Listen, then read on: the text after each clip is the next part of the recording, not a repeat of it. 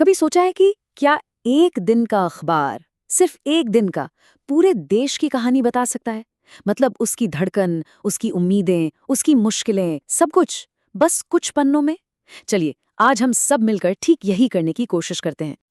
तो ये है 8 दिसंबर 2025 का दैनिक भास्कर। आइए इसके पन्ने पलटते हैं और देखते हैं कि उस एक दिन भारत असल में जी कैसे रहा था। ये कोई आम खबरें नहीं हैं। ये कहानियों का एक ऐसा गुलदस्ता है जो हमें देश की एक बहुत ही अनोखी और सच्ची तस्वीर दिखाएगा। तो सबसे पहले हम उन बड़ी कहानियों पर नजर डालते हैं जो समाज के बड़े ट्रेंड्स को दिखाती हैं, खासकर जब बात पैसे और एजुकेशन की हो। 1343 करोड़ रुपए। इस रकम को जरा महसूस कीजिए।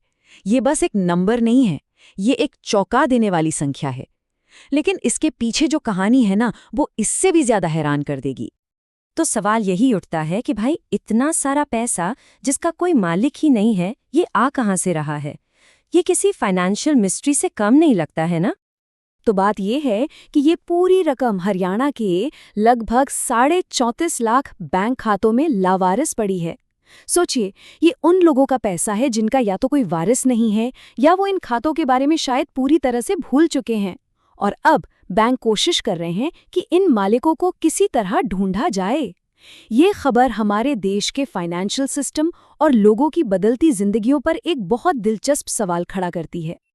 चलिए, अब पैसों की दुनिया से निकलकर देश की अगली पीढ़ी पर फोकस करते हैं।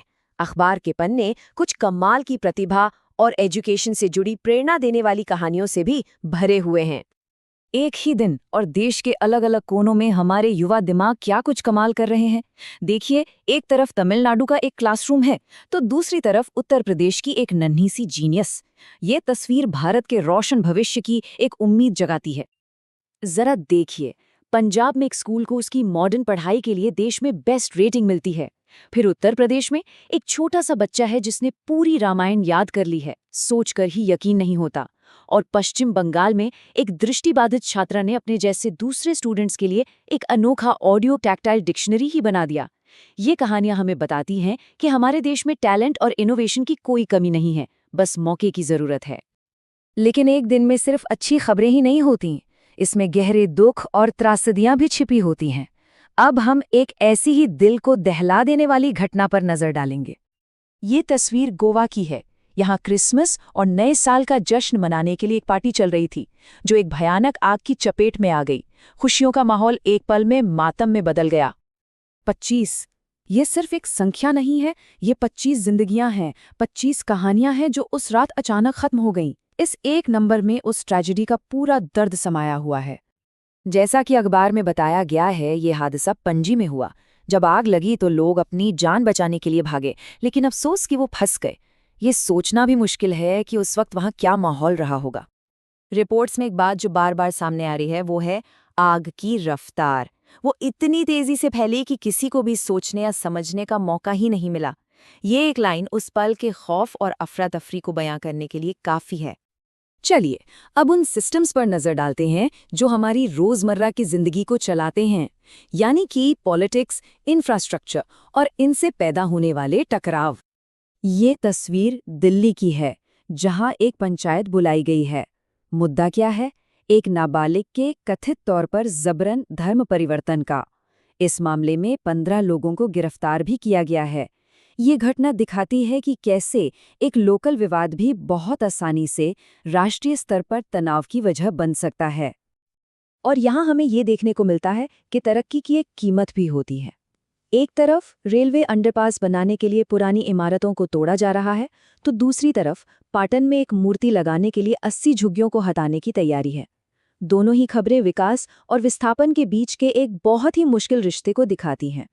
और इतना ही नहीं, एक और खबर है कि एक राज्य सरकार अपना कर्ज चुकाने के लिए प्रॉपर्टी की बिक्री पर एक नया सेस, मतलब एक खास तरह का टैक्स लगाने का प्लान बना रही है।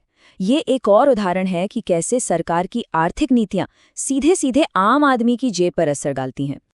इन सब बड़ी और गंभीर खबरों के बीच कुछ कहानियां ऐसी भी हैं जो हमें हिम्मत देती हैं, जो पर्सनल विल पावर की मिसाल हैं। चलिए, कुछ ऐसी ही कहानियों के साथ इस सफर को खत्म करते हैं। मेघालय की इस 76 साल की महिला से मिलिए। इस उम्र में जहां ज्यादातर लोग आराम करने की सोचते हैं, ये मैराथन में हिस्सा ले रही हैं।